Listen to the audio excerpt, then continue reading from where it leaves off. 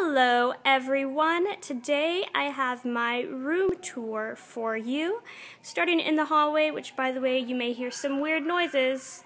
There's still some teachers here with their kids, and so there's some noises going on. So starting with my door, you can see that our theme this year is kind of using simplistic shapes and having blue, teal, and black are our colors. On the window there I have art, which is made in electrical tape.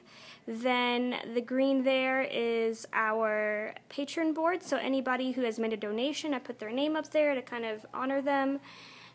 Here by the door I have a few reminders, and then I do have this little hook right here, which is really awesome for hanging signs. I have some pre-printed signs that I post.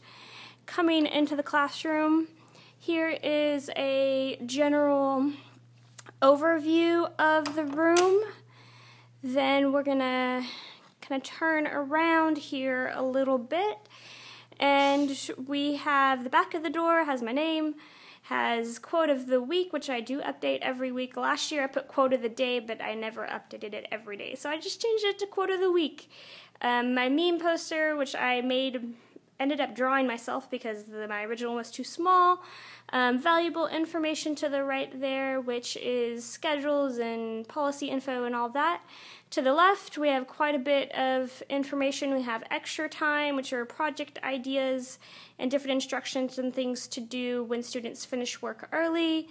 On the table there, we got the pencil sharpener, Carl, which is like the best pencil sharpener ever. Maybe someday I'll do a video about him.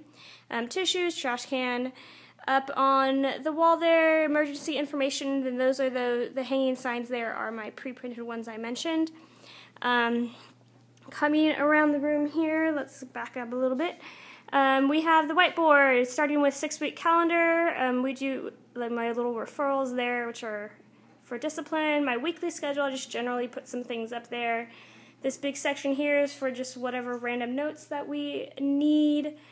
Below there, trash can, cart, which is for any random supplies we need, and that little divider has handouts, so any copies that I make to hand out, I would put them in there. And I kind of leave them in there for as long as I can so that kids can grab extra copies whenever they need them, and I just take it out when I need more space.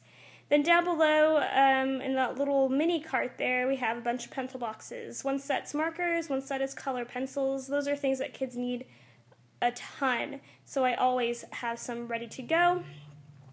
Coming back up to the board here, we have the middle section, which is all tons and tons of information.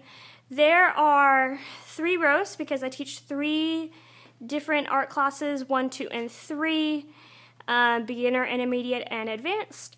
So we have on the left project information, which is broken down in a few different categories and examples. Our objective for the day, the agenda for the day. Notice I've already started erasing stuff for tomorrow. Our homework for tonight, and then the warm-up for today. And then on the far left there is just I put some little personal reminder things. Those are thank you notes actually from students from last year. Above the board we have our elements of art. We just had a quiz on them, so they're covered up. In the middle we have expectations and consequences. Those are like my version of rules. Projector screen, and then over on the right above the board are our principles of art posters. For some reason that set didn't have variety, which is weird because that's a very commonly used principle. So I have variety and a big poster over there. So that's that wall. Going down over here, there's not too much going on. Got the flags, have little mini posters. There's some interesting things for kids to look at, motivational stuff. Big gray area over there is going to be my my featured artist board, which we haven't really studied any artists yet, so I haven't set it up yet. Then we have my big old cabinets with reminders, my word wall. Again, it's the beginning of the year, there's nothing on it. Bookshelves, textbooks, because we have to have textbooks in our classroom this year. That big old blank blackboard there is where students' artwork will be displayed when we get some. And then next to the bookshelves, I have a small table, second pencil sharpener, another Carl, have a dead markers and pencils jar. I got that idea from Pinterest, actually. And so anytime a kid finds a marker that's dried out, or marker cap, or a broken pencil that might be able to be used, I ask them to kind of stick it in there, and then I sort it out later.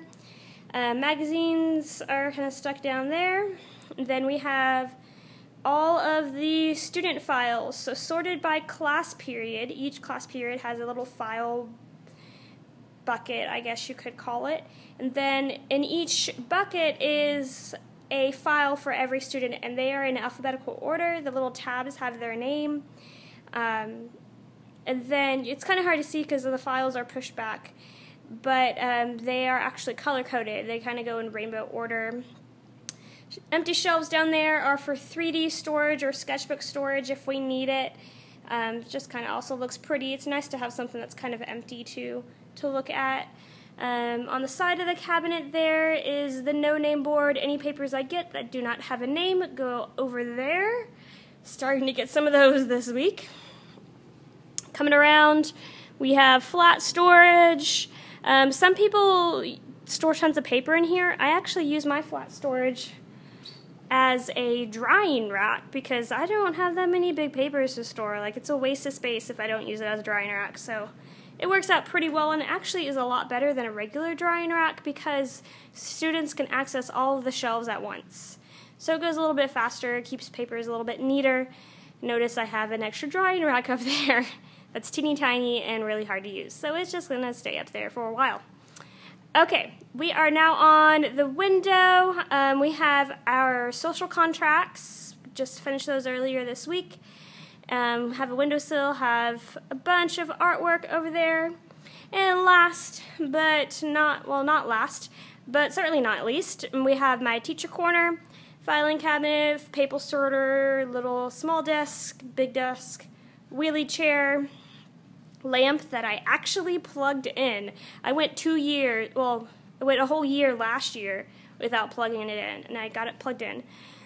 So this leaves us with counter, left-hand side's cleaning supplies, middle behind the curtain there is all of my storage bins, have a sink, and then right-hand side over here is our student supplies and artwork. Generally on top of the counter, anything that anybody can access goes, like rulers, compasses right now, because that's what we're working on. But inside the cabinet are just student-specific supplies that I'm allowing certain students to use or certain classes to use, like my Art 3 stuff is in there right now. And then final look here, that is my teaching table. During the day, I put my school computer there, and so anytime I have to play music or anything like that, it's hooked up there. Document camera, and then I do have a second laptop, my personal one, that I keep at my desk for like email or anything I want to work on while the students are working. And then of course we have all of my wonderful tables and stools. Some of the kids have been complaining about them because they're just not used to them, but I think it's helped quite a lot because kids have to sit up and kind of focus a little bit, and I think it's working out really well. More pros and cons. So that is my room tour. Sorry it feels a little bit long, but I think I have so much stuff going on this year. Let me know in the comments down below if you have any thoughts or questions. Please subscribe, and I look forward to seeing you in the next video. Thank you. Thanks for watching.